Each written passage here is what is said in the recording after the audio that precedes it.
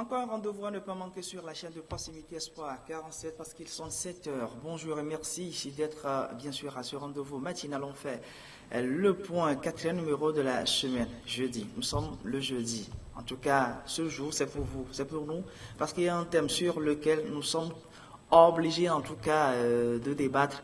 Parce que quand je dis nous sommes là, c'est entre vous et moi. C'est vrai qu'il y aura des confrères ici pour en parler, mais on a forcément besoin de vos réactions. Alors, je vous donne tout de suite le thème, le sexe, parce que je l'ai donné hier, avant la fin de l'émission d'hier.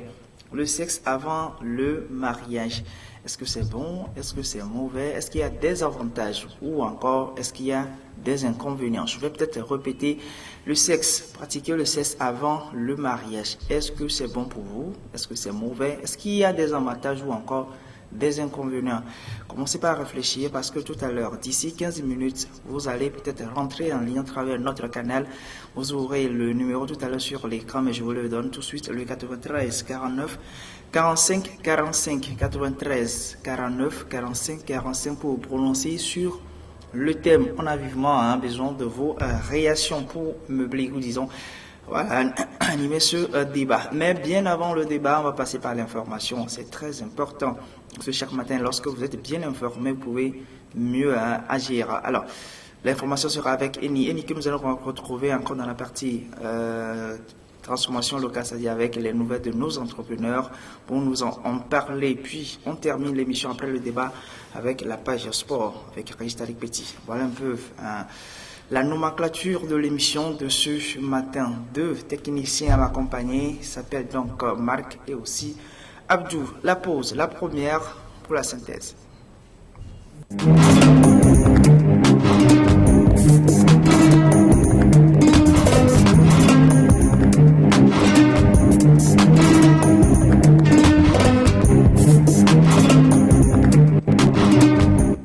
Lancée depuis 2019, l'Association des professionnels de la fiscalité du Togo a tenu sa première assemblée générale ordinaire à Lomé ce 18 novembre. Ce fut l'occasion de peaufiner les tests afin de faire de l'APF Togo une association dynamique au profit non seulement de ses membres, mais celui aussi de la population et de l'État. Nous voulons, à travers cette assise, dire aux nôtres ce qu'ils doivent faire, parce que nous devons amener nos clients à savoir ce que c'est que les impôts, payer le juste impôt et les défendre aussi auprès de l'administration dans le cadre des litiges qui peuvent naître entre le fisc et les contribuables. Donc lorsque vous êtes dans un pays, vous avez accepté de vivre ensemble, il faut que vous concédez votre pouvoir financier à l'État qui n'est pas commerçant, qui n'est pas industriel, pour pouvoir vivre en communauté. Il y a des dépenses que l'État doit faire. Donc il faut amener le citoyen à comprendre. Nous allons informer nos membres de travailler dans de très bonnes conditions et surtout de sensibiliser les contribuables à payer leurs impôts et le juste impôt. Voilà. Direction la région centrale, les enseignants du primaire et du secondaire de cette région sont soumis à un examen professionnel, celui de la titularisation. L'objectif, être plus compétents dans l'exercice de leur métier. L'examen permet à un enseignant de se titulariser. Si vous êtes rentré avec un diplôme académique et que vous n'avez pas passé les examens professionnels correspondants pour vous titulariser, vous restez stagiaire. Donc, et si vous êtes stagiaire, votre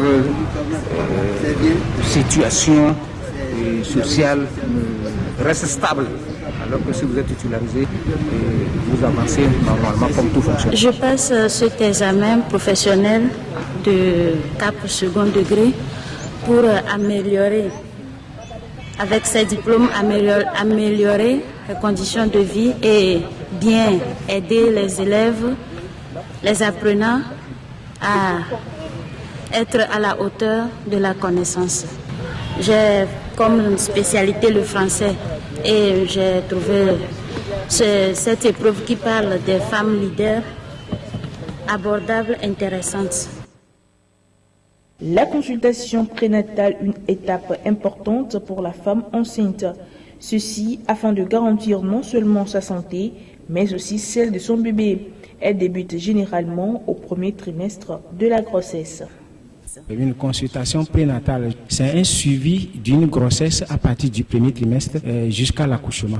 Quand la grossesse survient, on dit la femme a une aménorrhée.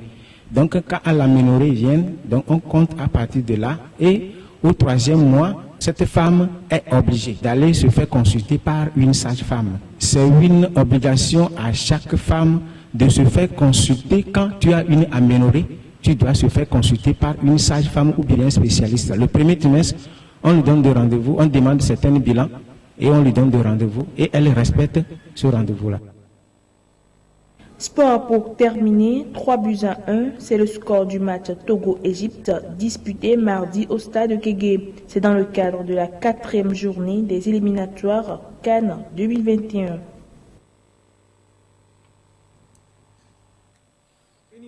Qui fait toujours mal. Je veux parler de ce dernier élément. Donc, c'est pas grave, le Togo est éliminé de la course de cette CAN en 2021, mais c'est pas grave. La vie continue, puisque les entrepreneurs, eux, font quand même de leurs efforts pour nous fournir des produits de très haute qualité. Il faut le dire, il y est encore habillé. Comme le mardi dernier, on va juste marquer la pause avant de le retrouver. Mais juste, comprenez que ce n'était pas la voix de Ni, n'est-ce pas? C'est plutôt de Brigitte. On marque la pause, on revient.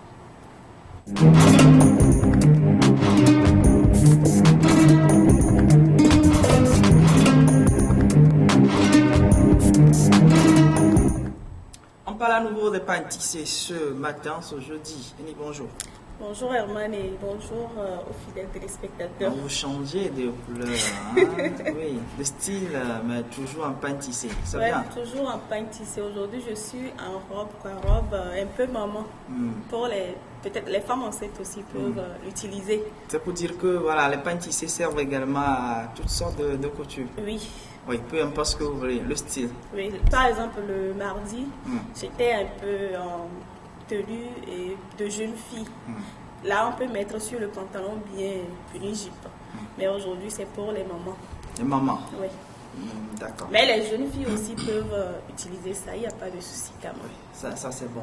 Bon, j'ai vu le changement de style, ça c'est déjà bon, c'est un message, comme je viens de le dire. Sauf que ça m'amène à poser une question avant de vous laisser continuer.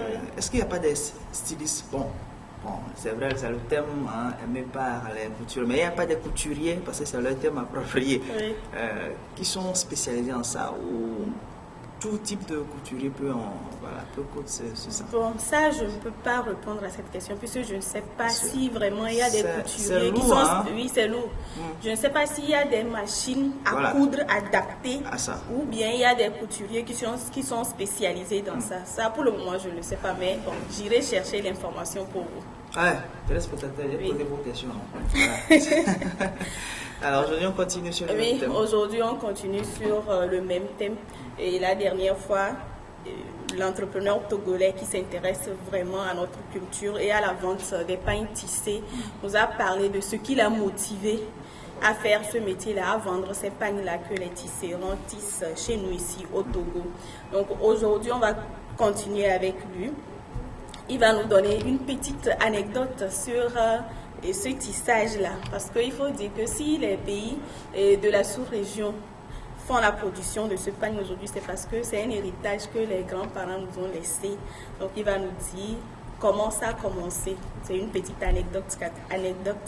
Donc après ça, il va nous dire les articles qu'on peut trouver dans sa boutique et les avantages, puisque en consommant ces produits-là, il y a des avantages pour nous les Togolais. Et tout à l'heure, nous allons suivre dans ce premier, c'est le seul élément d'ailleurs, donc nous allons suivre dans cet élément quels sont les avantages et les produits qu'on peut trouver dans la boutique de Cléophas Nami. 4 chasseurs étaient partis pour faire la chasse.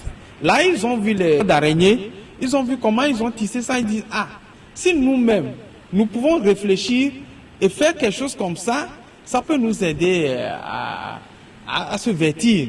Et puis, d'où la naissance de tisser des choses et ça devient des pagnes et des tenues pour nous aujourd'hui. Mais pourquoi négliger ce que Dieu nous a donné comme patrimoine en Afrique? Ici, nous avons beaucoup d'articles. Nous avons les betikeli. Ce que je portais, vous voyez, c'est betikeli. Nous avons les kente, les pagnes à kente. C'est ce que vous voyez. Nous avons les tapettes traditionnelles qu'on appelle oinima. Nous avons les paires, ce que vous voyez. Nous avons plusieurs types de paires. Chaque perle avec ces événements, je peux le dire comme ça. Nous avons des lokbo que habituellement les femmes portent. Il y a des tapettes qui sont faites d'autres en pagne traditionnelles. Nous avons aussi les parapluies ou bien les parasols que les chefs traditionnels, quand il s'agit de faire des cérémonies, vous allez voir ces parasols ou bien ces parapluies à ces moments. Beaucoup de gens disent que les tenues traditionnelles sont très chères par rapport à ce que, bon, on importe les jeans, les manches longues. Oui, au fait, je trouve que c'est parce que beaucoup de gens ne portent pas cette tenue. C'est ce qui fait que le coût ou bien le prix est tellement aussi élevé. Par exemple, si 10 personnes ou bien 100 personnes peuvent porter ça, vous allez voir que déjà, ça va faciliter la tâche des tisserands. Eux, ils vont multiplier ça. Du moment où ils savent qu'ils vont vendre 10 par jour, eux aussi vont diminuer le prix. C'est parce que peut-être un an, c'est 5 personnes qui vont acheter. C'est ça qui fait que le prix est toujours élevé. Par exemple, ici, dans ma boutique ici, si on peut vendre 2-3 betikeli par jour, pourquoi ne pas casser le prix complètement? Mais si il faut qu'une seule personne passe un mois, c'est une seule personne, ça serait compliqué. Aussi, autre avantage, si nous portons les tenues traditionnelles, régulièrement, vous allez voir qu'il y aura la production. Ça va permettre au gouvernement aussi de financer la production de coton. Et puis là, on peut voir des fils pour fabriquer davantage ces tissus. Et aussi, ça va développer ce secteur-là d'artisanat. Et puis, ça va donner plus de travail. Aujourd'hui, nous disons il y a le chômage. Si on peut toutefois avoir 10 ateliers, même à Lomé ici, qui vont fabriquer ces tenues, vous allez voir que le chômage aussi sera un peu réduit. Et quand vous voyez les points où on fabrique ces choses au Togo, ce sont des points très rares. Très rares. À Lomé ici, où exactement vous allez trouver. Mais à côté, au Ghana, vous allez voir partout. C'est leur business de chaque jour. Au Burkina Faso aussi, c'est leur business de chaque jour. Donc, je crois bien que si nous sommes intéressés, ça va nous aider aussi dans plusieurs domaines. Voilà, Herman. Selon M. Cléophas Namé, ce sont les toiles d'araignée qui ont inspiré nos aïeux. Et ils ont commencé par tisser les pagnes. Et dans sa boutique, on a beaucoup de produits. Il a dit les pagnes de peau, les tapettes, ce que les rois et les chefs portent souvent. On appelle ça ohinima. Si ça porte ce nom ohinima, c'est vrai que c'est un peu ghanéen. Oui, c'est parce que les Togolais sont partis dans ces pays-là suivre des formations et ça fait que ces produits ont gardé les noms de ces pays-là. Cela ne veut pas dire que ce ne sont pas des produits togolais, ce sont des produits togolais et de même qualité que ce qu'on peut trouver aussi au Ghana. J'en dis parce qu'il y a même des entreprises ici qui prennent quand même les noms en anglais, oui, en français et autres. Parfois, ça sent commercial. Parce que quand vous donnez un nom qui sonne bien, voilà, on vient chez vous. Donc, comprenez comme ça. Mais Marc, félicitations parce que tu as eu à faire quelques réalisations tout à l'heure qui m'a plu. Vous quittez le monsieur pour la dame de Betekeli et le poids en même temps. C'est bien. Hein? Bon, après tu me vois en offre. Donc, Cléophas nous invite à consommer ces produits-là parce que ça nous permet aussi de créer d'emplois et d'agrandir les structures de tissage. Et aujourd'hui, Si les Ghanéens, oui, là où on tisse ces pagnes-là, oui. Aujourd'hui, si les Ghanéens ont réussi à faire de ce pagne du business, comme il le dit, c'est parce qu'ils le consomment. Si nous prenons les présidents ghanéens, nous avons l'habitude de les voir sur les chaînes de télévision. Toujours, ils sont habillés dans ces tenues-là. Donc, c'est aussi une opportunité pour nous de copier sur les autres. Si nous prenons par exemple nos autorités ici, prenons par exemple un ministre ou bien le président de la République, il suffit juste qu'aujourd'hui, son Excellence, Fort Ressourcimna, commence par porter ces produits-là et ces tenues-là, et vous allez voir que nous tous, je suis d'accord. Nous allons copier. Oui.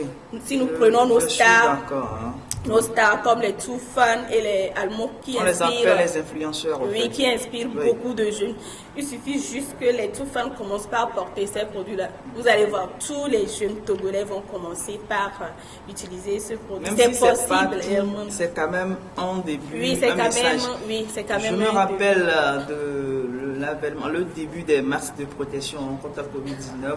Où on voyait rarement ou pratiquement même pas le chef de l'État qui n'apporte pas. Oui, ça a fait quand même quelques polémiques sur la toile. Oui. Mais la première fois où on a vu le chef de l'État porter le masque, et c'était à l'extérieur, c'est un masque artisanal, il faut le préciser. Là, c'était un message, oui. On a apprécié. Donc, c'était un masque artisanal. Autrement dit, on exclut de chez nous. Donc, voilà, Monsieur le Président, peut-être qu'il y est là. C'est des choses comme ça. Peut-être qu'il y est là pour le porter. Ça fait du bien. C'est vrai, il faut promouvoir les produits togolais. Le mois du consommé local, c'est bien. C'est bien de dire le mois du consommé local, mais il faut aussi encourager les Togolais à consommer ces produits. C'est le plus important. Il ne sert à rien de faire des conférences sur les produits et tout. Non, il faut encourager les gens à consommer ça vient, ça commence par arriver. Être un exemple pour les jeunes. Oui, ça commence par arriver avec le mois de consommer local. Oui, Herman, tu as dit tout à l'heure que les éperviers sont éliminés de la CAN 2021 au Cameroun. On va encore revenir sur cette affaire. Ça fait mal, hein? Ça fait mal, je sais.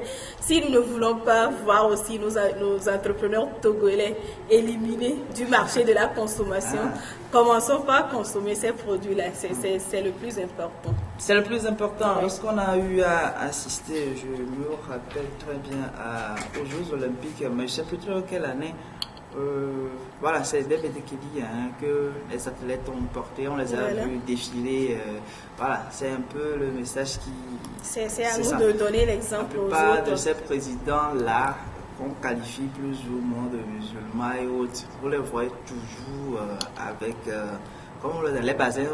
Voilà. Oui, les bassins.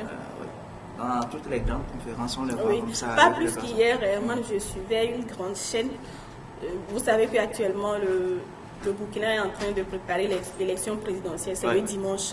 Donc j'ai vu, on a interviewé le directeur de campagne du président, d'actuel président Europe, Christian Caboret, si je ne me trompe pas. Je pense que c'est le directeur de campagne. Il était en pagne tissé.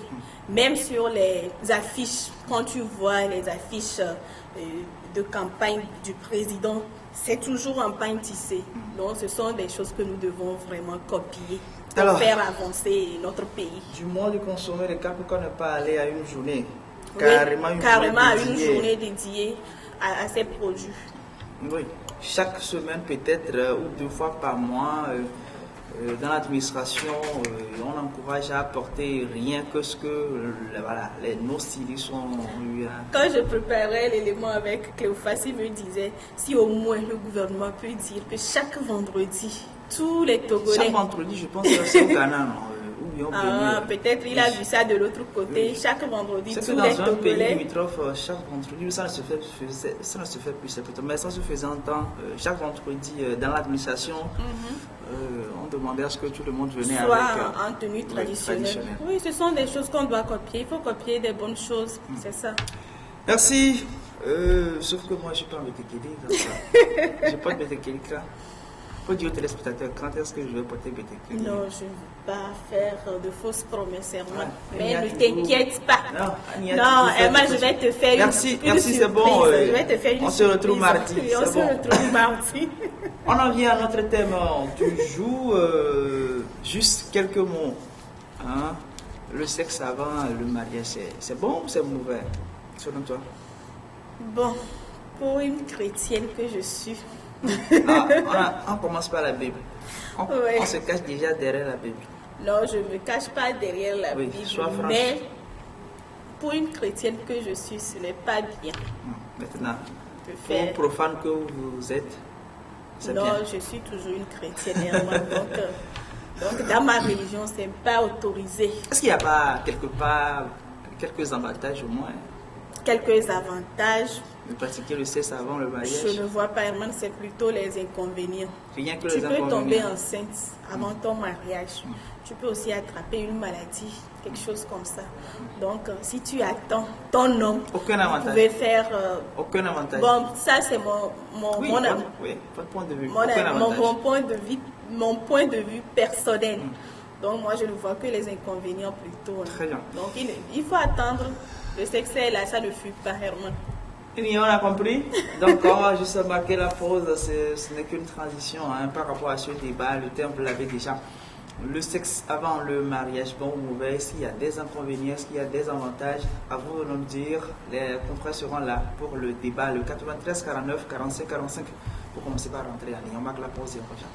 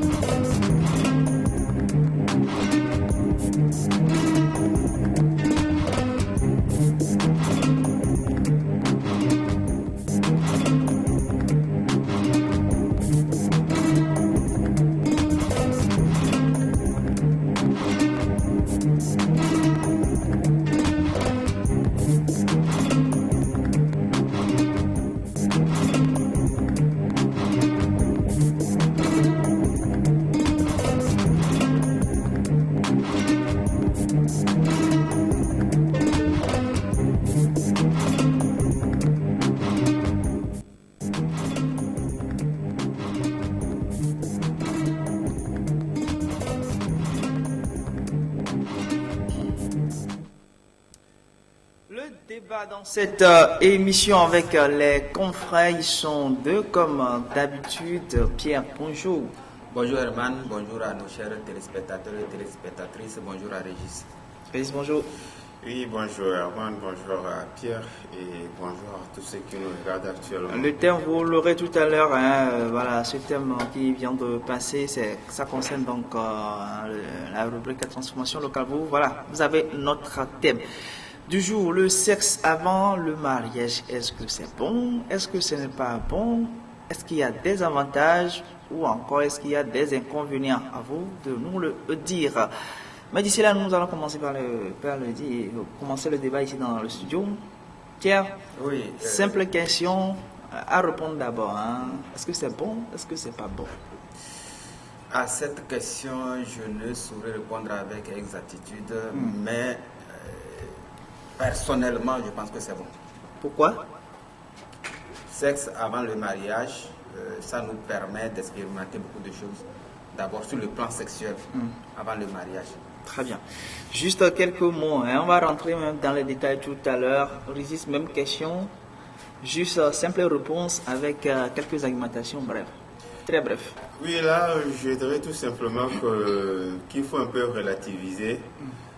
C'est bon lorsqu'on est responsable et c'est mauvais lorsqu'on est irresponsable. Très bien. Responsabilité, irresponsabilité, on va en parler tout à l'heure.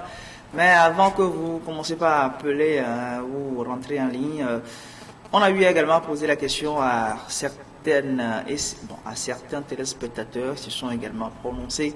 On va les écouter d'abord avant de revenir pour animer ce débat. Le sexe avant le mariage, on peut dire que c'est pas bon. Le sexe, c'est quelque chose d'intime.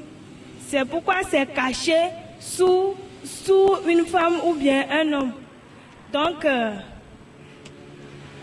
Dieu a fait ça pour notre partenaire, seul. Si tu utilises le sexe avant le mariage comme ça, là, c'est pas bon. Donc, je peux dire que c'est très mauvais.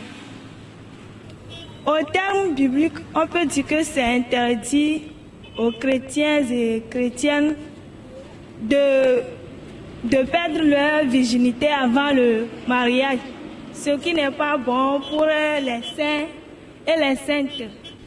Le sexe, on peut dire de nos jours maintenant, est détruit avant le mariage. Bon, le sexe avant le mariage, bon, ce n'est pas une très bonne chose. C'est pas bon. C'est pas bon parce que le mariage, c'est toute une alliance entre deux personnes. Voilà. Mais la plupart des jeunes, aujourd'hui, sur ce que nous voyons dans la société actuellement, les jeunes s'intéressent surtout au sexe avant le mariage. Mais selon mon point de vue, le sexe avant le mariage, ce n'est pas une très bonne chose. Au fait, le sexe avant le mariage, ce n'est pas une bonne chose. Mais de nos jours maintenant, nous voyons que c'est ce que nous adorons, nous aimons avant de se marier. Parce qu'on s'est dit, si c'est que l'homme là, je ne le connais pas avant le mariage. Et le jour après le mariage, je constate qu'il est comme ça. Comment je veux faire? Certains hommes aussi se disent, bon, la femme là, et si c'est que je ne le fais pas, et après le mariage, je constate qu'elle est comme ça, elle est cela. Comment je veux le faire? Donc c'est devenu une chose qu'on fait en désordre. Maintenant, des petits-enfants, déjà 8 ans, 9 ans, ils tombent enceintes. Et ce qui est mal aussi, dans notre pays, disons, c'est une chose de tabou chez nous. Pour parler de gens, moi, appeler ton enfant, là, parler de ça, on s'est dit non, c'est quelque chose de grand. Mais pour nous, c'est pas, dans notre génération, c'est pas l'histoire de grandir là-bas avant de connaître ça maintenant. Donc les choses changent.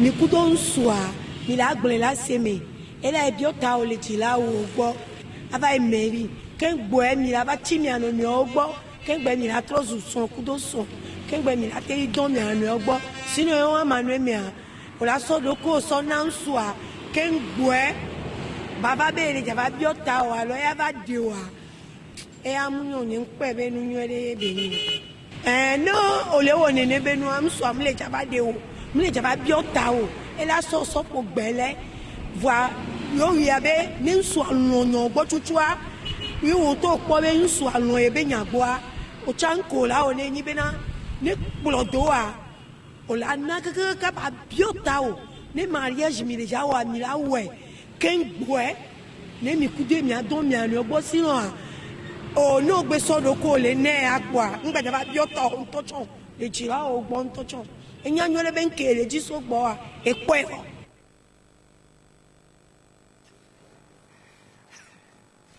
Marc n'est pas content. Hein. Bon, voilà un peu la réaction des téléspectateurs, Pierre.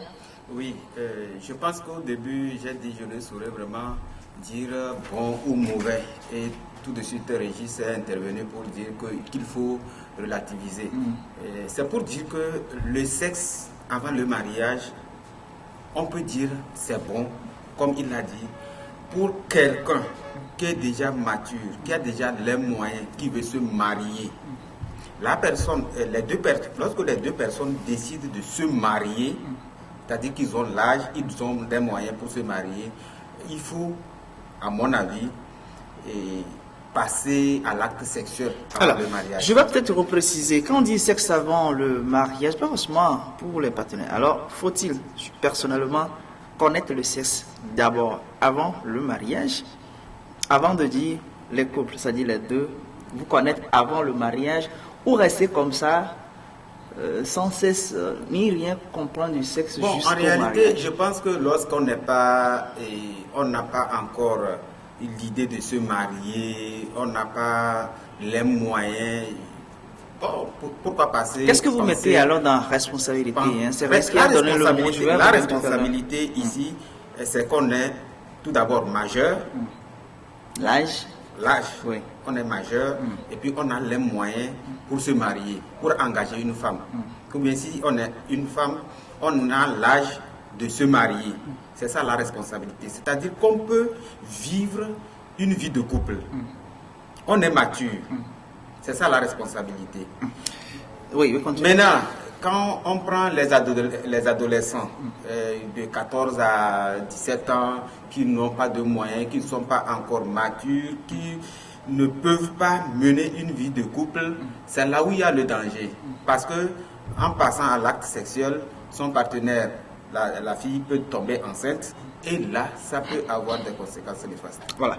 Vous parlez en temps de responsabilité et irresponsabilité. Oui, il faut juste retenir que nous ne sommes pas ici pour faire la promotion de la débauche, loin de là. Oui.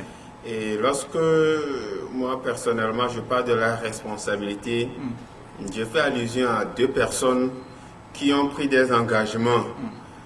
La femme qui est consciente, l'homme qui est conscient, et que l'objectif final c'est d'aboutir à un vivre ensemble par exemple. C'est là où je parle de responsabilité.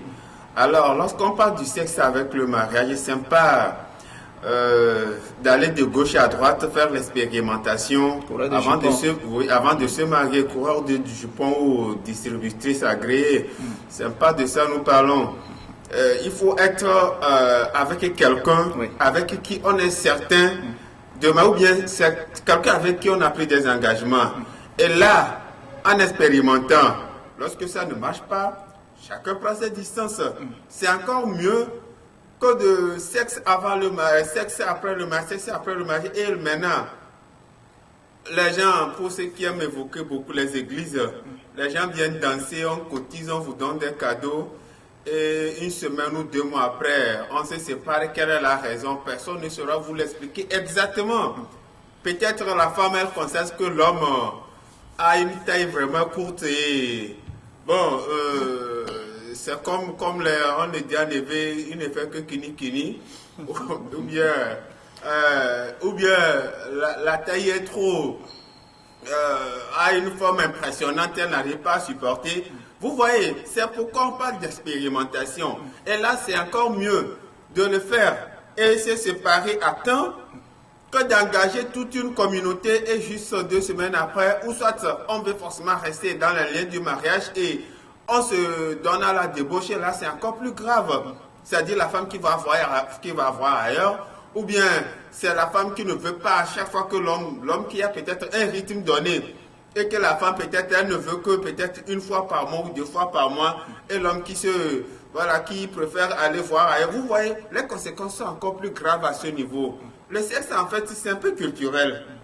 Dans nos communautés, on dit oui, il faut rester vierge. Bon, lorsqu'on reste vierge là, quel est le plus-value? Oui, ça dit oui, je suis resté vierge. Oui, moi j'en viens. Je suis resté vierge jusqu'à mon mariage.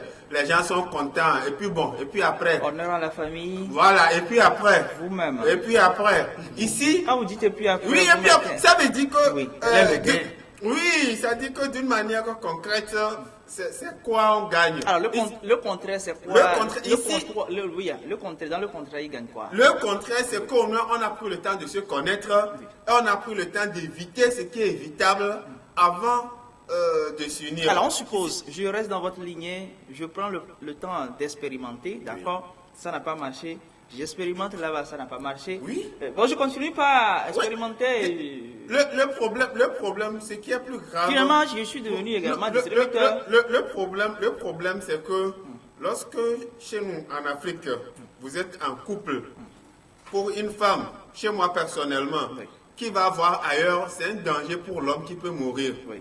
Vous voyez, donc alors. Chez vous, c'est un peu la culture. Puisque je ne maîtrise pas tout ce qu'il y a comme culture en Afrique, donc je crois que lorsqu'on n'est pas encore engagé dans les liens du mariage, le danger n'y est pas. Que lorsqu'on s'engage, bon, on ne sait pas tout ce qui entoure dans les esprits. Bon, ça, je ne maîtrise rien franchement de ce côté-là. Mais on sait qu'il y a des conséquences graves qui arrivent lorsque la femme découche, par exemple.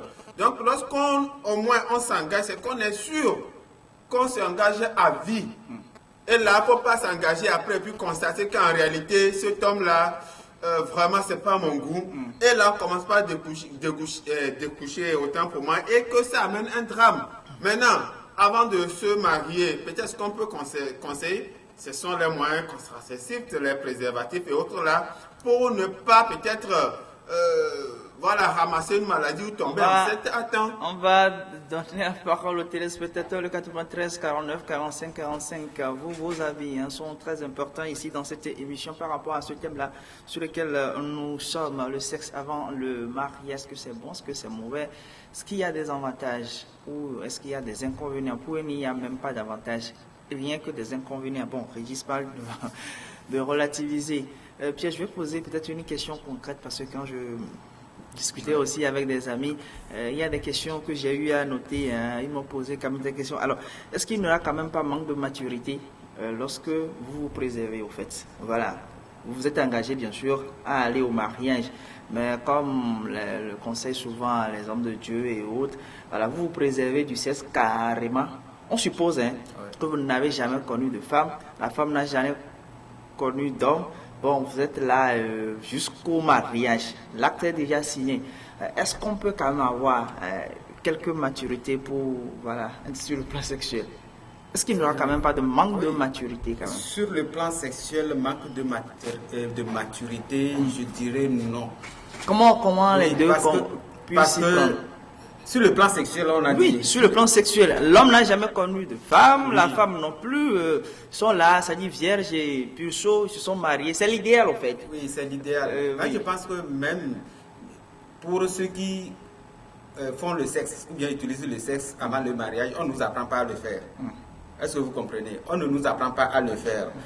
On est né avec. Non, en réalité. Si vous parlez peut-être de l'entretien, peut-être de la femme. Je parle de l'acte sexuel. L'acte sexuel. Forcément que vous êtes avec vos amis, vous avez vu si, on vous a parlé de ça, vous voulez expérimenter. Ça commence comme ça.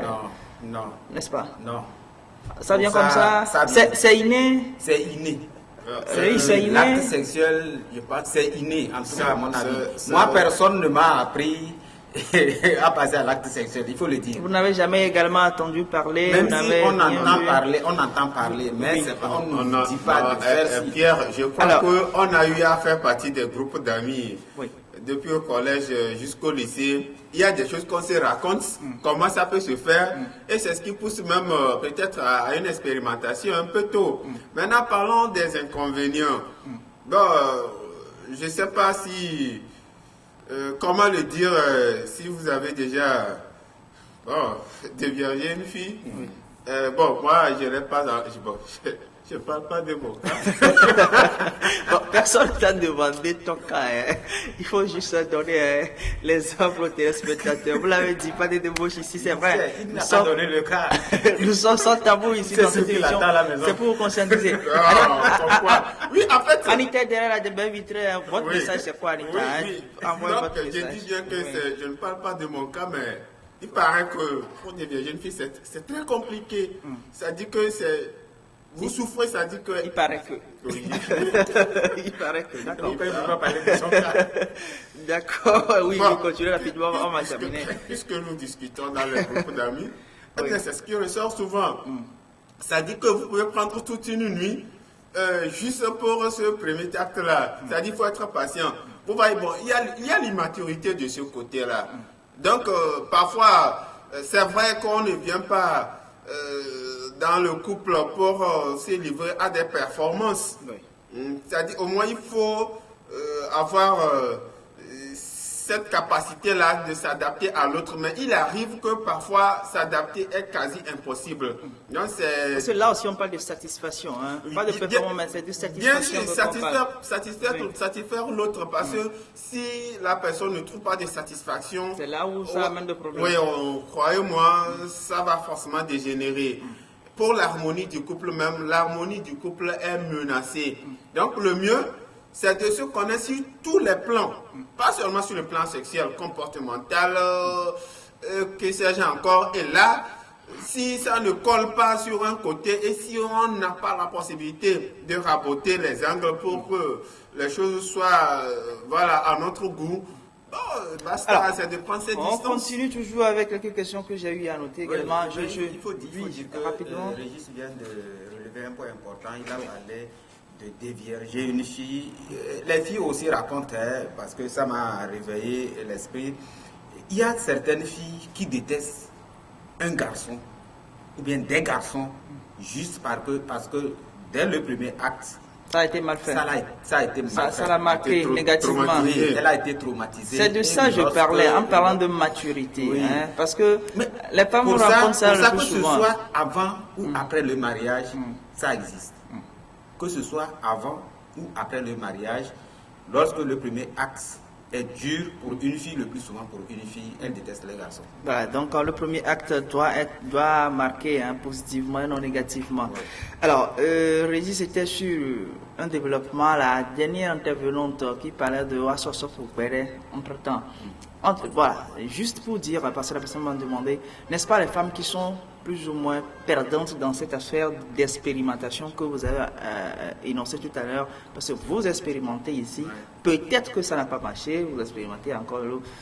Les femmes sont plus perdantes dans ça, parce que l'homme ne dira jamais que... Oui, il faut le dire, les femmes pensent qu'elles sont perdantes, mais elles ne sont pas perdantes. Parce que, écoutez... Alors, le fait de connaître beaucoup d'hommes, est-ce que c'est bon? Ce n'est pas non plus bon pour un homme qui a connu beaucoup de femmes. Mais c'est parce qu'elle trouve insatisfaction qu'elle va chercher ailleurs. C'est pas qu'elle trouve insatisfaction. Bon, il y a eu problème. L'intervenante l'a dit. Oui. Parce que l'homme cherche quelque chose. Il a déjà eu... Je vous dis que dans les deux cas, c'est la femme qui se sent victime. C'est-à-dire que la femme est gazelle. Elle tombe sur un homme qui n'est pas son goût, c'est-à-dire qui n'arrive pas à la satisfaire, c'est elle qui va. Non, dans ce cas, maintenant, de l'autre côté, c'est l'homme qui est un grand cavalier, et la femme trouve que le monsieur est trop, et c'est elle qui va. Alors, le monsieur ne dit pas que ma femme ne me satisfait pas, c'est pas le monsieur qui renvoie la femme. Je ne suis pas dans cette configuration. C'est la femme qui trouve que le monsieur n'est pas son goût. Alors, je ne suis pas dans cette configuration. Moi, je disais tout à l'heure que vous n'êtes pas encore allé au mariage. C'est vrai qu'il y a un engagement en vue, vous y préparez, mais sauf que peut-être qu'il y a un problème. Peut-être derrière la tête de l'homme, c'est juste pour avoir la femme. La femme, elle voudrait expérimenter, comme l'a dit Régis.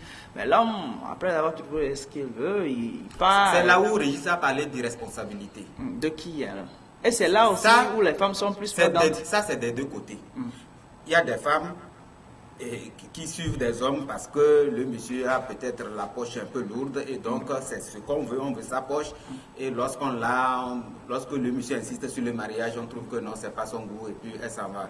Mais il y a aussi des hommes qui trouvent la femme, elle est belle, tout ça, ils cherchent juste le sexe parce que derrière cette femme, il a déjà une copine ou bien il a déjà une femme, il ne veut pas vraiment s'engager. Ça, c'est l'insatisfaction au niveau de l'homme. Donc ça, c'est ce que moi je pense que c'est ce que Régis a mis dans l'assiette irresponsabilité. Très bien. Après séparation, il peut y avoir aussi des images troublantes dans la tête. Ce qu'a dit quelqu'un. Des images troublantes. Autrement dit, quand vous parlez d'expérimentation, c'est-à-dire le sexe avant le mariage, il se peut que celui avec qui, c'est-à-dire votre ex, bien sûr, vous a marqué positivement, bien sûr, sur le plan sexuel. Bon, voilà que ça n'a pas marché, vous êtes séparés pour une raison ou une autre, vous êtes avec l'autre partenaire, mais vous voyez l'ex en celui-ci, au fait. Oui, je crois que lorsqu'il ne vous satisfait pas, vous pensez plutôt à l'ex. Lorsqu'on parle de relation femme-homme et lorsqu'on parle de séparation, c'est qu'il y a forcément quelqu'un qui est perdant. Comme l'a chanté un artiste.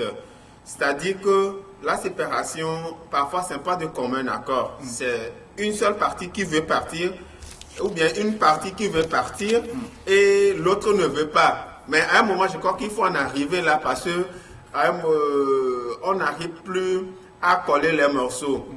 Forcément, ça arrive de projeter l'image d'une personne sur une autre, ou bien de faire régulièrement des comparaisons. Oui, lorsque c'était celui-ci, voilà comme ça. Là, on ne retient que les bons côtés. Parce que on voulait que la relation continue. Et cela amène plus d'infidélité. Parce qu'on n'est pas satisfait ici, on pense toujours à l'autre. Il y a des rencontres cachées. Voilà. Lorsqu'on parle de peut-être coucher ensemble avant d'arriver au mariage, ou lorsque moi j'évoque des insatisfactions, oui. voilà, j'y arrive. C'est pas oui, moi je voudrais qu'elle soit ici, elle n'est pas ici. Non, c'est pas ça, c'est trop léger. C'est un peu profond ce que je dis, c'est-à-dire que on est, disons, on est avec une femme par exemple qui ne peut pas concevoir, entre guillemets. Oui. Là encore, on n'a pas de preuves. Parce que quand vous prenez d'autres cultures, avant qu'une femme ne se marie, elle doit avoir un enfant, c'est-à-dire attester qu'elle est capable, ou bien, oui, elle est capable de concevoir. Et là encore aussi, il faut prendre ça avec les grippes parce que c'est pas... des raconteurs. Non, pas des raconteurs. C'est ce que moi j'ai appris. Le problème ne peut pas venir seulement de la femme. C'est ce qui se dit. Dans quelle culture, moi, j'en sais rien. Moi, j'ai juste eu l'information. Ok. Moi, j'ai eu la chance de connaître. Oui, de connaître, de faire peut-être certaines études de ce côté-là, lorsqu'on était. D'accord. Oui.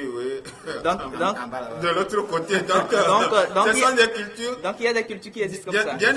C'est tout comme il y a le patriarcat, il y a le matriarcat. Oui. Vous avez dans certaines cultures, c'est la femme qui épouse les hommes, c'est-à-dire plusieurs hommes, et c'est elle qui les gère. Chez eux, ça ne gêne pas. Mais ici, notre culture ne nous le permet pas. Et donc, même s'il faut parler des entrées ou des esprits, parce que lorsque la femme se livre à cette manière de faire, ça amène plutôt un drame. Donc, ça dépend de chaque culture. Et à ce niveau, pour dire tout simplement que on peut vouloir ou ne pas vouloir, mais là, projeter l'image de son ex sur une autre personne, là c'est un peu léger, mais on parle de la satisfaction d'une manière où, bon, parfois, on n'est pas du tout compatible de ce côté-là. C'est-à-dire qu'il y a incompatibilité totale. Là, le mieux, c'est de se séparer avant d'en arriver. On va évoluer avec maintenant les pratiques, les conseils, pas à votre niveau, hein, parce que ce qu'on voit d'habitude, parce qu'il y a une intervenante qui a parlé de tabou avec les parents. Alors là, on va parler un peu du rôle des parents, mais aussi de l'autre côté des églises, parce que le gros problème aujourd'hui, c'est avec les églises, il faut le dire, pour rester comme ça jusqu'au mariage, et ce sont ces mêmes hommes de Dieu qui règlent au jour le jour les problèmes de mariage, parce qu'entre-temps, l'homme a fait ci, la femme a fait ça, parce qu'on ne se connaissait pas mieux, en tout cas avant d'aller au mariage. Alors, le rôle d'abord des parents, avant de parler des hommes de Dieu. Oui, je pense que les parents ont obligation d'éduquer leurs enfants sur le sexe avant ou après le mariage. Et le plus souvent, on nous conseille, ou bien nous conseillons nos enfants d'être vierges avant le mariage. C'est-à-dire de ne pas connaître de femme avant le mariage, il faut le dire ainsi. Femme ou homme, hein? Oui, femme ou homme des deux côtés. Mais toutefois, vous allez voir que les parents ne s'immiscent pas vraiment dans une relation d'un garçon qui est mature ou d'une fille qui est mature pour vérifier s'ils utilisent le sexe déjà ou pas. Mais lorsque vos parents savent que vous êtes déjà mature, on vous laisse, on vous donne que des conseils, on ne peut pas vous interdire. Mais avant que vous ne soyez responsable, on vous interdit le sexe. Alors, parlons maintenant des églises, parce que c'est la plupart des cas, c'est le cas qu'on rencontre. Bon, je ne vais pas citer les églises où parfois, même quand on parle de... Il y a un mot qui est sorti hier sur c'est ça. On vous met derrière, sur les chaises, derrière et autres. Bon, ces cas-là, voilà, pour accompagner un couple, ou bien, voilà, des partenaires jusqu'au mariage. Hypocrisie. De la part de qui? Des hommes de Dieu? Oui. En quoi? De ces soi-disant hommes de Dieu. L'Église ne peut jamais enseigner que ce qu'on appelle le moral. Oui, hypocrisie. Je suis d'accord qu'on enseigne la morale. Oui. C'est tout à fait normal. Mais aujourd'hui, nous vivons avec une époque Et hier, on discutait, Pierre et moi, où en pays cabier, par exemple, lorsqu'on faisait, on disait aux filles de rester vierges jusqu'au mariage, c'est qu'à 18-19 ans, on vous fait la cérémonie, vous regagnez votre mari. Vous voyez. Aujourd'hui, dire peut-être à une fille qui, avec les études, qui va jusqu'à 30 ans, parfois au-delà de 30 ans, de rester vierge avant de se marier, c'est hypocrite. C'est là où je vais en venir. Tous ceux qui, ou toutes celles qui nous disent qu'il faut rester vierge jusqu'au mariage, elles ne le sont pas. C'est pourquoi je parle d'hypocrisie. Vous voyez? Comment tu sais qu'elles ne sont pas? Elles ne sont pas. Herman. C'est l'idéal prôné, au fait. Oui, c'est l'idéal, mais parfois nous vivons à une époque aujourd'hui, les enfants. Vous voulez que l'Église change vis-à-vis de l'époque actuelle? Le fait de mettre les gens derrière sur les bancs pour qu'on les voit que c'est eux qui ont consommé le sexe avant le mariage, c'est pourquoi je parle d'hypocrisie. Parce que c'est une discrimination en fait, c'est pas bon. Oui, on a stigmatisé un fidèle ou une personne parce que vous voyez, ça dit vous rentrez à l'église, vous les voyez, ils sont là-bas, ils regardent. Qu'est-ce qui amène? C'est ça qui fait même que parfois certains fidèles quittent des églises pour les autres. C'est pourquoi je parle d'hypocrisie, parce que nous vivons dans un monde où le sexe est désormais sur la place publique. Prenez le portable de chaque enfant qui a un Android, vous verrez des scènes de sexe. Ça, ce n'est plus dans le temps où même les gens, pour faire l'amour, éteignaient les lumières dans l'obscurité. Les églises se réadaptent il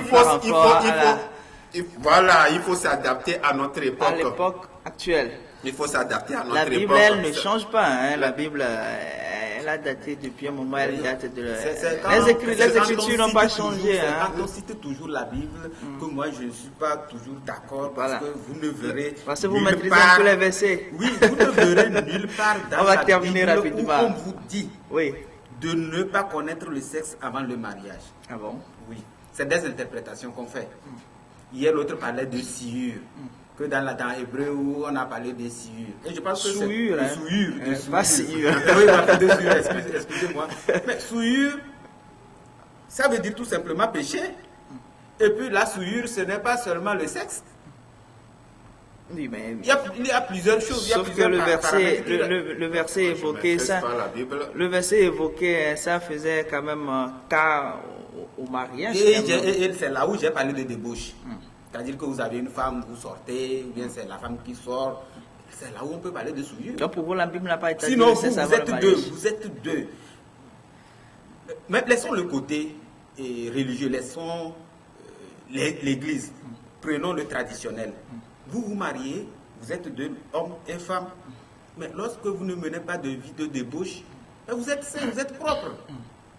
Même dans la tradition, quand vous laissez votre femme, vous sortez, vous courez d'autres filles ailleurs, on vous condamne. C'est condamnable. Et c'est la même chose pour la femme. Donc, c'est pourquoi Régis a dit qu'il faut s'adapter. Oui, pour l'homme, c'est plus atténué au niveau de la tradition, parce que la polygamie n'est pas interdite. Au niveau de l'église, c'est interdit. Et même, j'ai l'habitude de dire que même cette interdiction-là, moi, je ne la trouve pas dans la Bible. On va essayer de recevoir les hommes de Dieu ici pour en parler. Ils diront que c'est pas bon, ça c'est évident. Oui, c'est ce qu'ils diront, sans nous prouver réellement. Oui, ils seront là pour nous donner quand même les raisons sur lesquelles se fondent ces argumentations. On va terminer rapidement, Pierre. Oui, le sexe avant le mariage, je dirais que ce n'est pas trop bon. Bon, c'est pas bon. Ce n'est pas trop bon.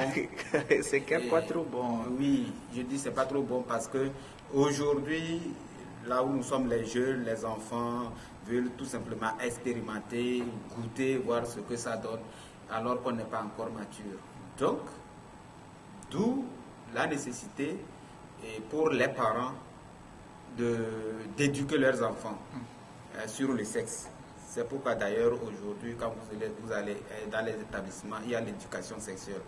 Donc le sexe n'est pas mauvais en soi, mais c'est son utilisation qui est mauvaise. Il faut savoir faire le bon usage. Alors Régis? Donc, oui, je crois que je vais marcher dans ces pas. C'est l'utilisation qui qui cause problème. Parce qu'aujourd'hui, lorsqu'on dit qu'il faut au moins se connaître avant d'aller au mariage, vous, la fille qui sortez avec un homme, s'il est sincère, vous le saurez. Vous le saurez. Parce qu'il y en a aussi qui se font abuser parce qu'elles ont suivi plutôt, il avait relevé entre-temps Pierre, ils ont suivi plutôt la poche que l'amour.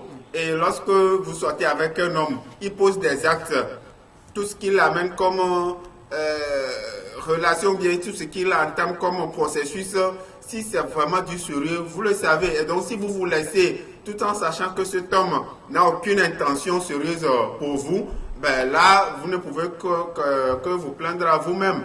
Et donc, si on est sûr, puisqu'on parle plus des femmes, puisqu'on dit celles qui sont perdantes, si vous êtes certaine que cet homme, il veut vraiment faire du sérieux avec moi, mieux franchir le pas. Et puis bon, si ça ne peut pas marcher de ce côté, bien, on trouve son chemin ailleurs. On s'arrête ici pour ce débat. Le thème, vous l'avez sur votre écran, malheureusement, on va enlever tout à l'heure parce que on va rentrer dans le dernier virage. Nous allons parler de sport. Mais si vous avez toujours des réactions par rapport à ce thème, vous connaissez notre numéro. Vous pouvez envoyer des SMS, bien sûr, des SMS, et on se chargera de les lire. La pause pour la page sport.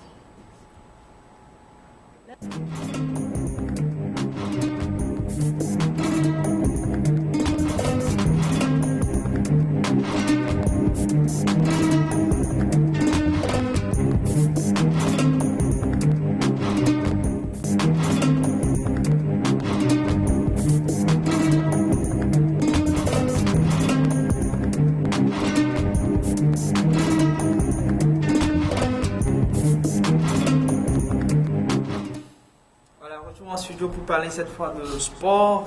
Rebonjour. Rebonjour, Herman. On sera tout de suite en Europe avec les derniers billets distribués en Ligue des Nations. La Ligue des Nations, et justement, c'est l'Italie et la Belgique qui ont complété la liste.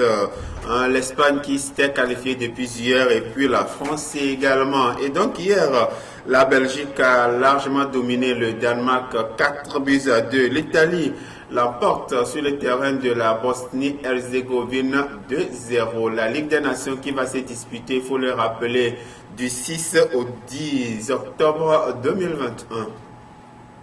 On est donc les 4 nations qualifiées pour le Final Four de la Ligue des Nations. Hier soir, la Belgique et l'Italie ont rejoint la France et l'Espagne.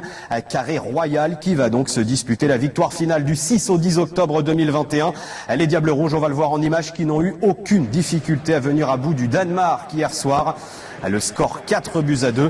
Les buteurs belges dans l'ordre, Tielemans, Lukaku par 2 fois et Kevin De Bruyne. Les Belges qui terminent donc en tête de leur poule avec 15 points sur 18 possibles. Ils retrouveront l'équipe de France, leur bourreau de la dernière Coupe du Monde au Final Four. À noter la 3e place seulement de l'Angleterre. De son côté, l'Italie se déplaçait en Bosnie-Herzégovine. Succès 2-0. Les buteurs dans ce match, Andrea Bellotti, tout d'abord l'avant-centre du Torino. Avant le but du break par Berardi, l'ailier de Sassuolo, la nationale est invaincue désormais depuis septembre 2018 et qualifiée donc pour le Final Four, à l'inverse des Pays-Bas. Les Pays-Bas pourtant vainqueurs de la Pologne hier soir, menaient très rapidement dans ce match les Néerlandais sur ce but de Josiak dès la 5e minute. Mais Memphis Depay, le Lyonnais sur pénalty, va égaliser avant que Wijnaldum ne donne finalement la victoire aux Bataves.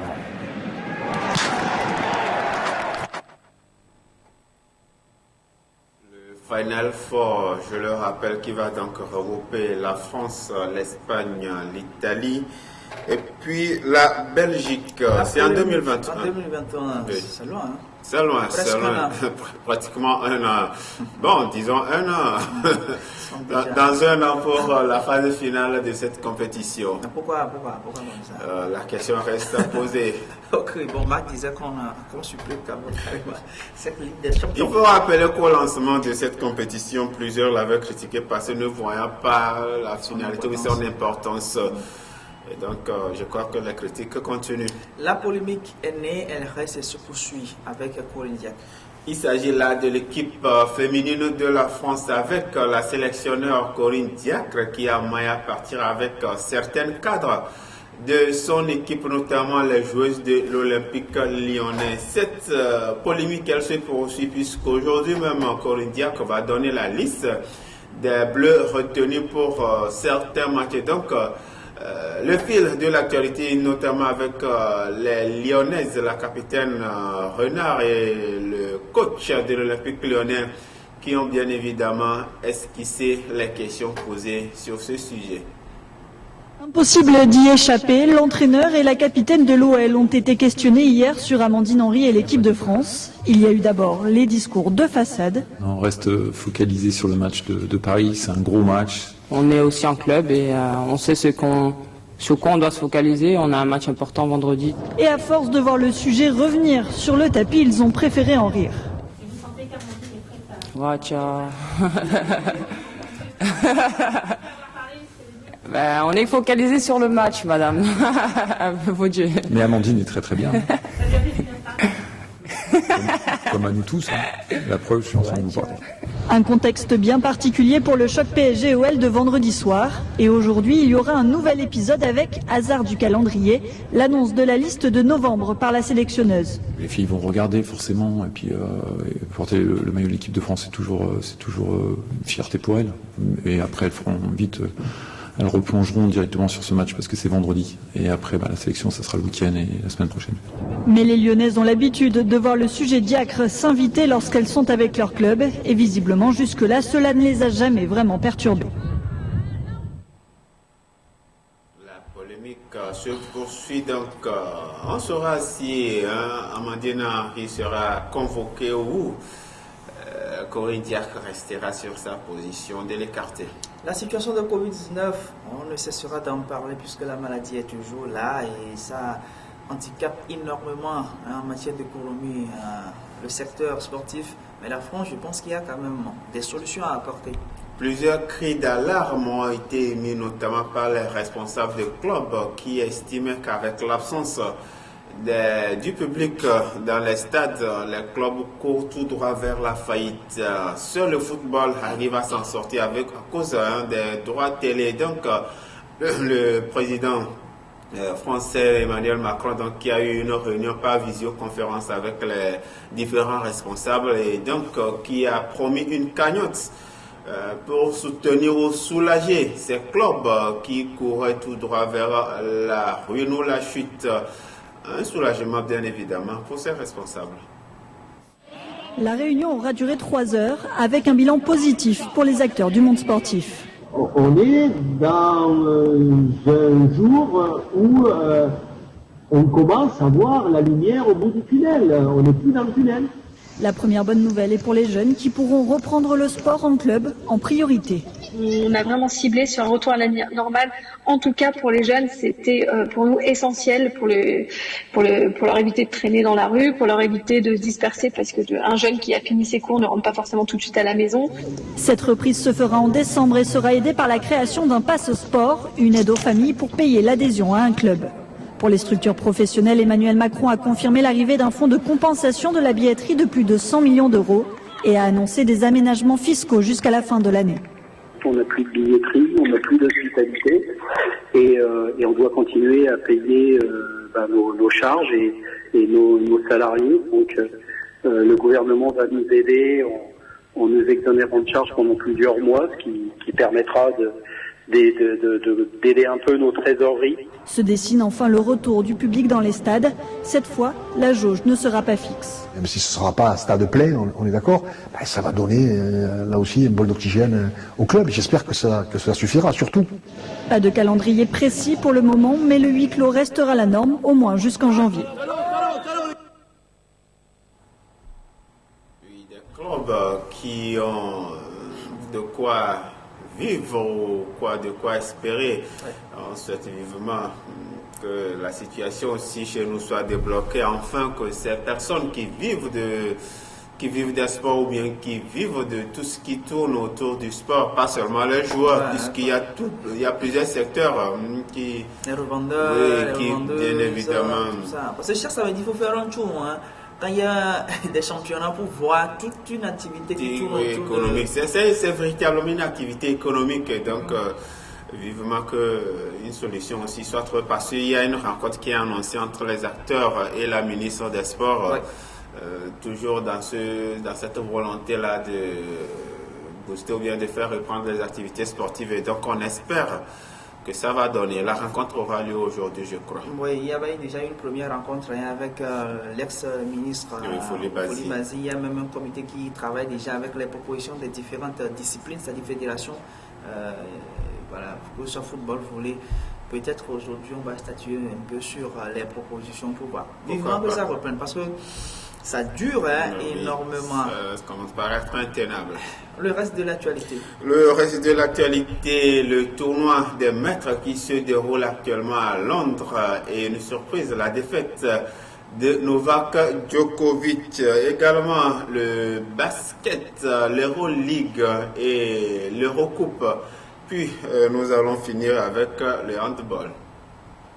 Troisième journée du Masters de Londres et un petit événement hier, la défaite surprise du numéro 1 mondial Novak Djokovic, battu par Daniil Medvedev. Le Serbe décevant dans cette rencontre est bousculé pendant tout le match par le Russe, défaite en 2-7, 6-3, 6-3. Medvedev avec cette victoire se qualifie pour les demi-finales.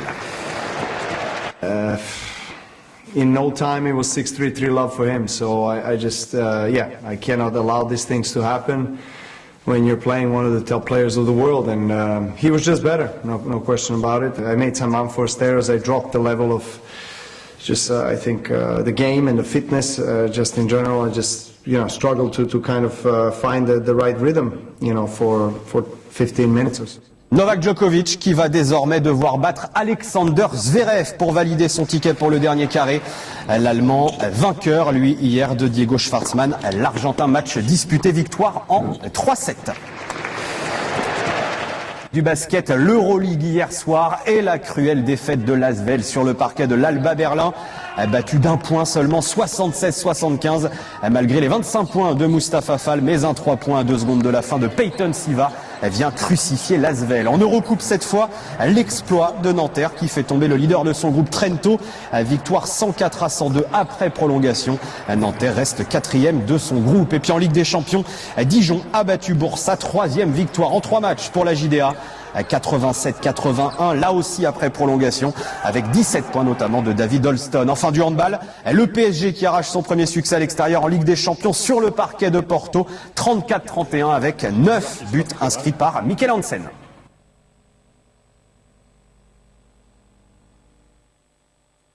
Le hand qui met fin à cette... qui met fin au sport dans cette matinale. Si tout va bien, on reviendra demain avec peut-être les conclusions de cette rencontre entre le comité et le ministre. Pourquoi pas. Vivement que la fumée blanche puisse quand même sortir pour autoriser quelques disciplines sportives à reprendre. Parce que ça fait déjà un bon moment qu'on n'a plus joué.